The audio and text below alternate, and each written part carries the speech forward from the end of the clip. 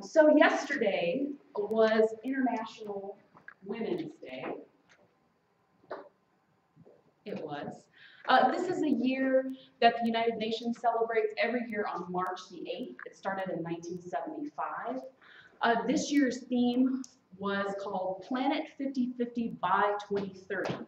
And what it is a number of sustainability goals around gender parity that we hope to accomplish in the next 14 years. So this is a gender parity that I think we should trouble for the way it conceives of gender in a binary and unquestioned sort of way. A parity that, by the way, though, is desperately needed if we're to achieve peace, just as human beings. But that's not exactly what I'm going to talk about today. I'm here to talk about something more appropriate for week 10 of our academic quarter, something that attends to the fact that it is finals, and we can't really solve all of those problems here in this hour. I'm here to talk about the way that a very certain set of imaginations thinks of woman. And a woman conceived of as the best. I'm really here to talk about Wonder Woman. What I'd like for us to do is imagine together what it means to be a wonder in the world. You might know in my more professional life, I study the Bible. I'm not going to be teaching from the Bible today, but I can't help alluding to it or using its tools. I know what week it is in the quarter, but because of the kind of service this is, the proclamation I'm doing here calls for you to do imaginative work. And this work is pretty fun material, if I do say so myself. Wonder Woman is a unique case in superheroes in that she has permeated the culture. Gloria Steinem chose Wonder Woman as the cover model for the first issue of Ms. Magazine and for all the subsequent anniversary issues. Her portrayal by Linda Carter in the television show has really established her as an icon. Wonder Woman is one of the longest running comic book characters, period, in the United States without any reference to her gender. She will make an appearance, and it seems to be a pivotal one, in the upcoming Batman vs. Superman movie. This is a multi-million-dollar franchise, so I think it's something that we at least need to be aware of what's happening in our culture. She's set up to take her place as part of what's called the DC Trinity, by the way, religion scholars. That is Batman, Superman, and Wonder Woman.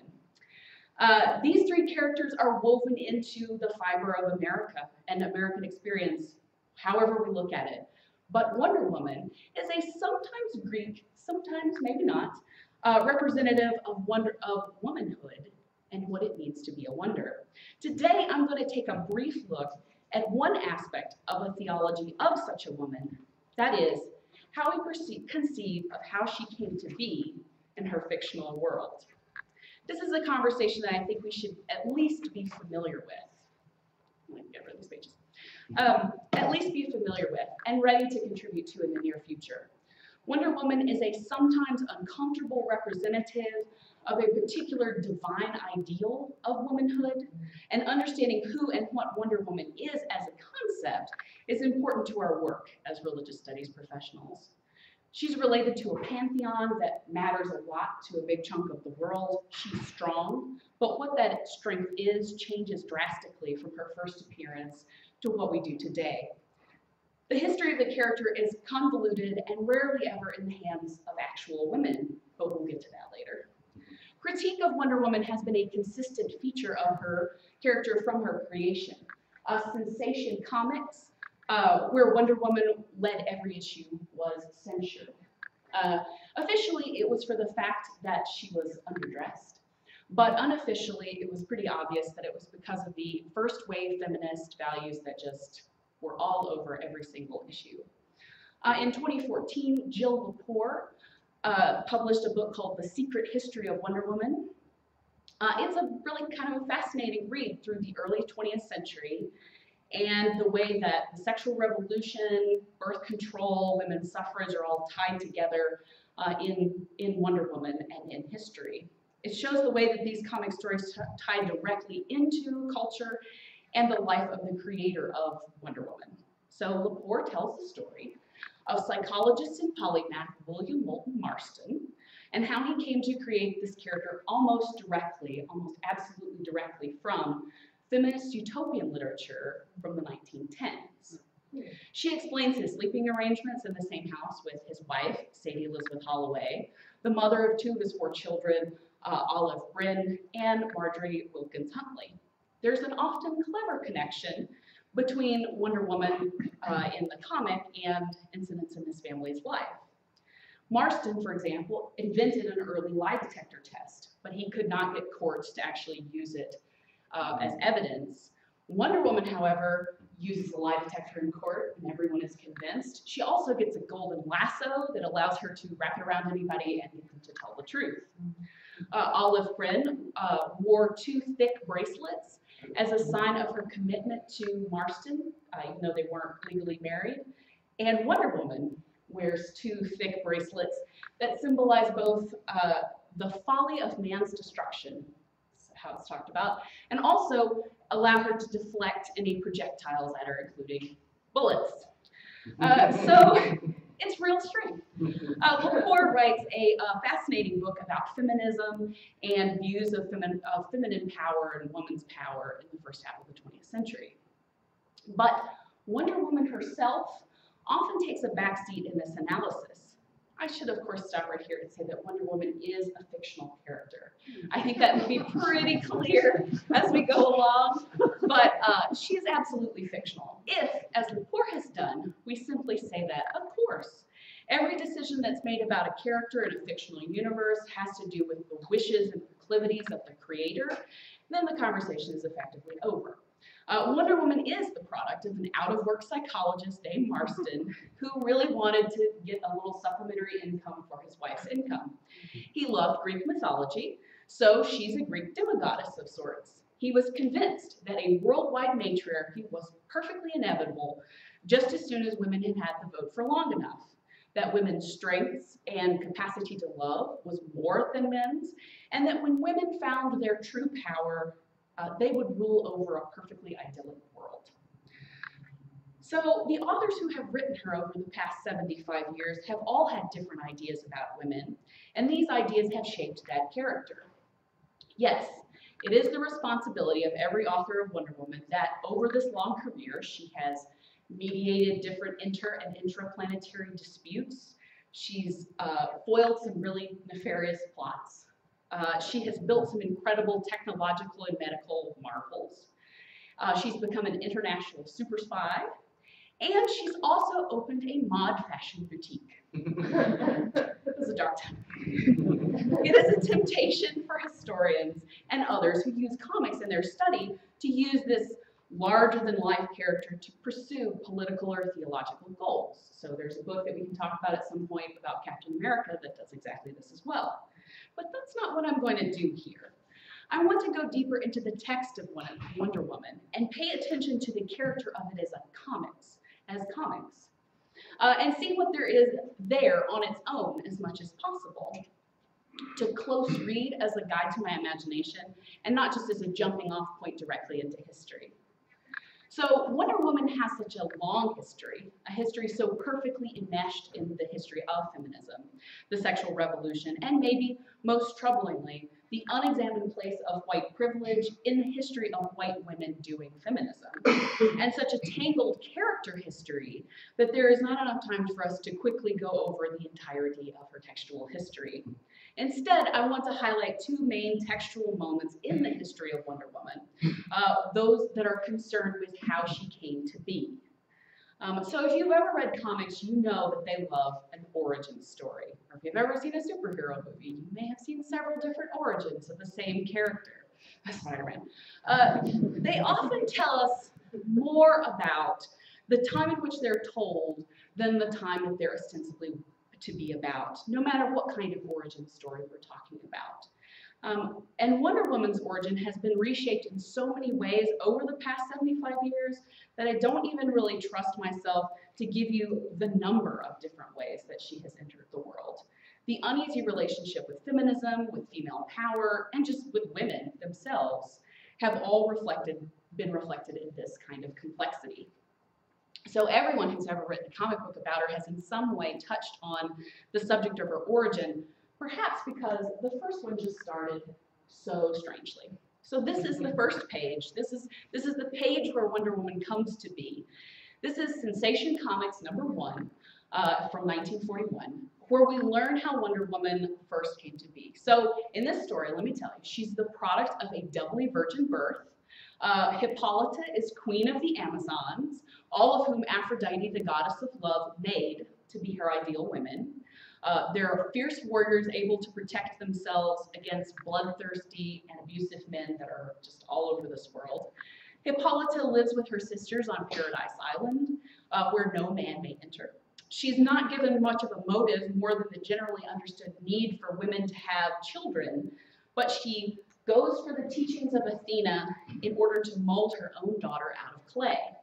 Aphrodite gives her life and names her Diana. So I want you to look closely at this. Notice how many words are on this comics page. This is a style of comics called word-specific comics, where the author essentially writes everything and the artist has to kind of squeeze their art in between the text. So the pictures here illustrate what they said. This art is by Sheldon Moldoff. So notice, on the page before, we've been told about this whole history of Aphrodite and how Hippolyta came to be. So the queen, under direction of Athena, goddess of wisdom, learns the secret art of molding a human form. Hippolyta adores the tiny statue she has made as Pygmalion worshipped Galatea. Aphrodite, granting the queen her prayer, bestows upon it the divine gift of life. I named thee Diana after the moon goddess, mistress of the chase. Everything has exclamation points. You can't read it any other way. Baby Diana, to her mother's astonishment, leaps high into the queen's arms. How marvelous! She is my little wonder child. That's great, right? So all these bright colors and ways that this is going on show the sort of the way that these comics were thought of, a style that was pretty common in its day and became common after many people imitated just this. So it's inspired, as you can see, directly by Pygmalion, Galatea, the ideal women molded from clay. And it's from this joyful leap right here, that's one of my favorite pictures, it's the joyful leap that Diana, Wonder Woman, comes into the world, and with complete moral certitude, really. Before I tell you about another origin story, I think I need to take a moment to explain how one character can have multiple origins simultaneously, and maybe slightly harder to grasp how this is not a problem for most readers, and why I think this ambiguity is one of the things that comics do well. There's even more, see? First of all, you have to understand that although something entirely different might happen, or what you thought happened quite plainly in one story, might turn out in another later story to have happened in an entirely different way, is entirely possible, even normal, in a comic book. It's even expected. There's no solid ground whatsoever in the narrative of comics imagination. In fact, comics narrative act in this way, more like human experiences of life than almost any other kind of story. That is, in deference to the time in the academic quarter, I'm just going to wave at the fact that this might have something to say to historiography or the study of the ways that we study history, but that's for another time. Wonder Woman holds up in a gigantic continuity. So continuity here means a set of contiguous events that may be set in one or more separate or interconnected universes. Effective continuity requires not only a set of coherent narratives, but also cohesive characterization, attention to tradition, and a certain amount of just letting go and allowing yourself to enjoy the story. My comics and Bible colleague Dan Clanton argues that this sort of what he calls imaginative malleability is what makes the medium particularly appropriate to study alongside biblical interpretation. It is with creative continuity, narrative flexibility, and attention to the irony of experience that comics lend their most valuable talents to biblical interpreters and other storytellers. Comics allow readers to grasp vast and complex narrative situations. They have the reputation for being, lowbrow, kiddie, and regressive, but I disagree. In a world constantly boiling ideas down to sort of clickbait titles or tweetable sound bites, and other enemies of a complicated idea, comics challenge readers to expect and even relish narrative complexity. So I can say here with ringing confidence that Wonder Woman, Diana, was made out of clay by her mother Hippolyta and leapt to life in exactly the way I say. Especially in superhero comics, norms have made it natural for readers to expect multi-issue story arcs, crossovers between various titles, team-ups between their favorite characters, reboots where a new character turns out to have totally different origins. A lot of times we'll talk about retcon or retroactive continuity. So multiple universes with similar characters doing different things all at the same time.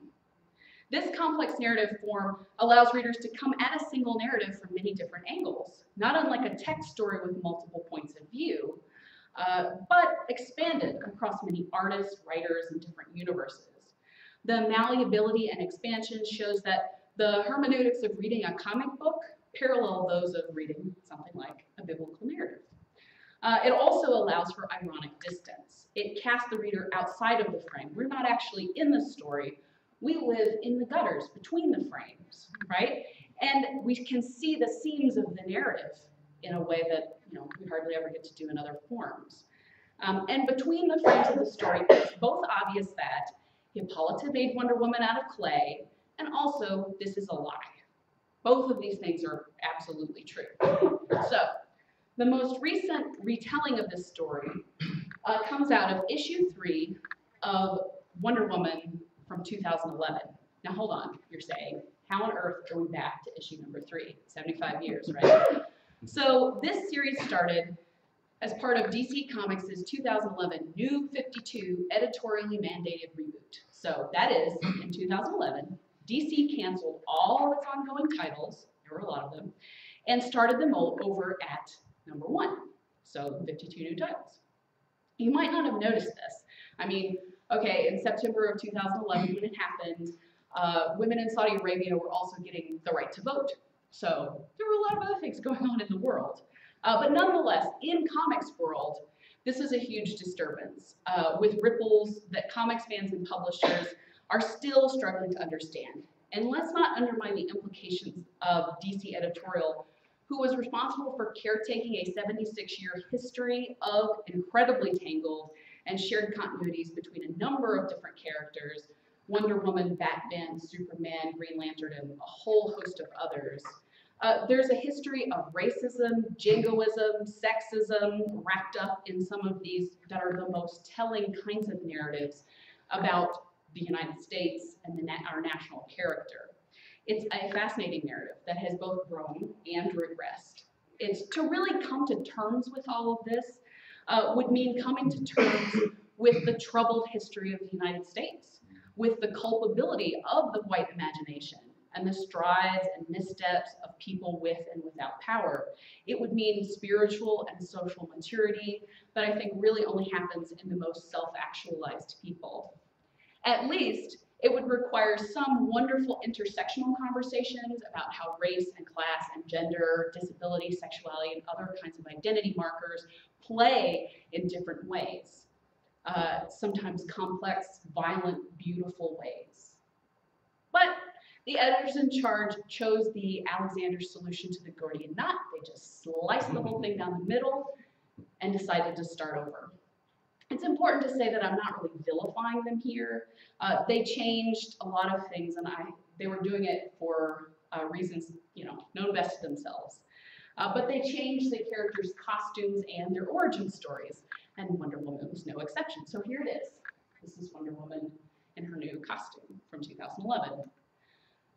So Brian Azzarello writes in a 2012 issue, readers learn that Hippolyta has told Wonder Woman that she's made of clay to be the perfect Amazon, that no male seed has created her.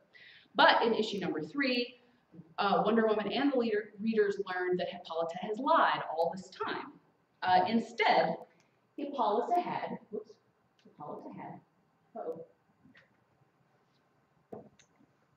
Hippolyta had a consensual but erotic affair with Zeus that left her pregnant.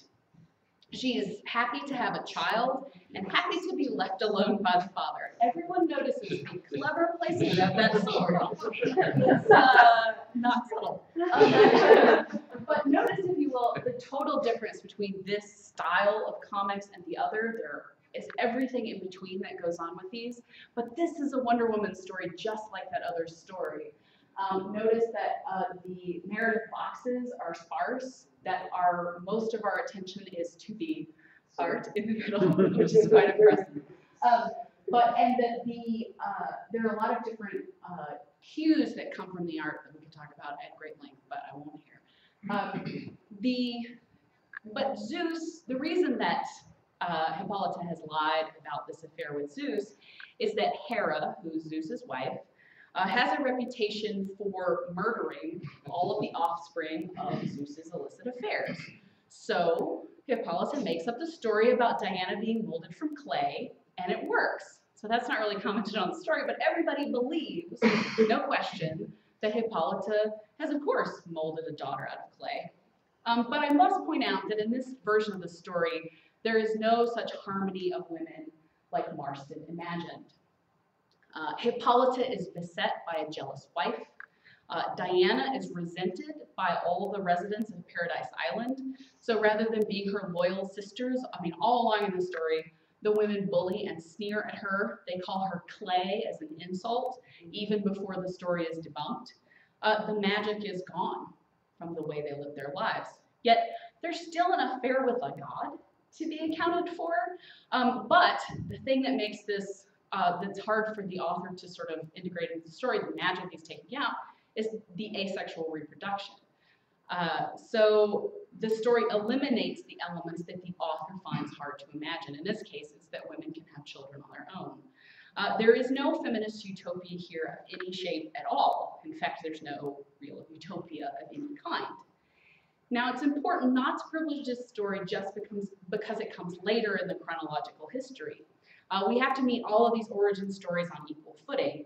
And it's worth noting for me that this particular origin is, at least apparently, the story that the writers and directors have chosen for Wonder Woman to take in the new movie. So what happens when we change origin stories? First, it changes the nature of conflict in Wonder Woman. Wonder Woman is set up not just against a man's world that threatens her sisters. The conflict here is in group. It's between women, most of whom are related to one another. No longer is Wonder Woman living in a loving paradise full of brilliant and supportive women. She's an outcast, even before her birth is questioned. And this feels like kind of tragedy to me. However, this is absolutely not a matter of recovering for 2016 a story from 1941. Recovering stories is a feminist project, but this is not quite what I want to do here.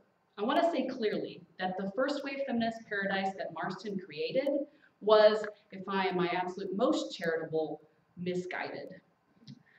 He bases his claims about women's potential on perceived biological differences that just don't hold up under any kind of scrutiny. Paradise was full of white women of a very certain shape. This is troubling, to say the least. Despite the entertaining, even beguiling narrative of 1941, it is not innocent. Origins never are. But in the 2012 story, there's hardly an allowance for women to even get along. Diana is furious at her mother, the Amazons resent Wonder Woman, Hera is out for Hippolyta's blood, and strife, even in the comic, is personified as a woman. It's directly from Greek mythology, but it bears repeating. The idea that there could be peaceful female spaces is just dismissed out of hand. Women can live together, but they are plagued by conflict over men, over belonging. Certainly conflict makes for a good story, but this is one of the few spaces in all of US comic storytelling where any women existed together in peaceful harmony. It was a women-centric space that survived for 70 years, but could not be abided in the search for what they call real-world, accessible, modern stories in the New 52. The source of Wonder Woman's strength is no longer her relationship to other women. her mother, her sister Amazons, even aspects of a number of gods and goddesses. In the first story, she's a magical clay vessel filled with a first-wave feminist picture of what a perfect woman is. In the latest story, she inherited her warrior instincts biologically from her mother and her father.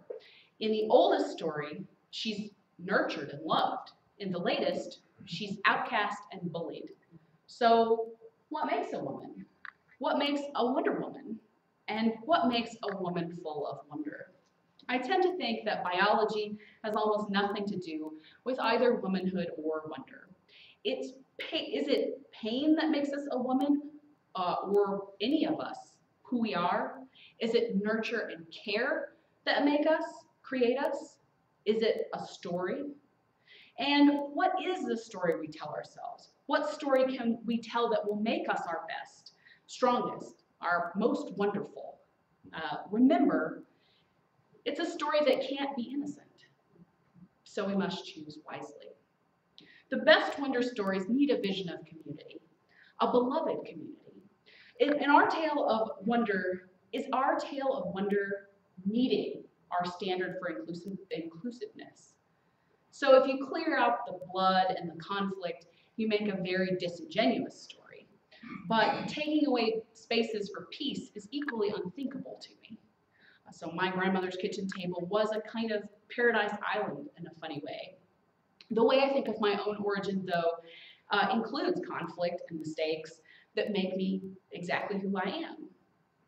I invite us to think about our own communities that nurture and make us. Make sure that the story of our origins include all the elements we want them to include, and those elements that make us uncomfortable with ourselves too.